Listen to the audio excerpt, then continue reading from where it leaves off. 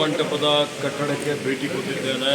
ಪ್ರಗತಿ ಪರಿಶೀಲನೆ ಮಾಡ್ತಾ ಇದ್ದೇವೆ. ನಮ್ಮ ಜೊತೆಯಲ್ಲಿ ಜಿಲ್ಲಾಧಿಕಾರಿಗಳಿದ್ದಾರೆ, ಇತರ ಅಧಿಕಾರಿಗಳಿದ್ದಾರೆ, ಗುತ್ತಿಗೆದಾರರಿದ್ದಾರೆ.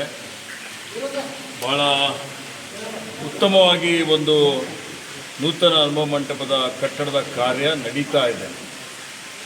ಇವತ್ತೇನು ನಮ್ಮ ಸರ್ಕಾರದ ಸನ್ಮಾನ್ಯ ಮುಖ್ಯಮಂತ್ರಿಗಳ ಸದಾಶಯ ಏನಿದೆ, 1 ವರ್ಷಗಳ ಒಳಗಾಗಿ ಇದನ್ನು ಉದ್ಘಾಟನೆ ಮಾಡಬೇಕು ಅಂತ ಹೇಳಿ ಲೋಕಾರ್ಪಣೆ ಮಾಡಬೇಕು ಅನ್ನೋಂಥದ್ದು.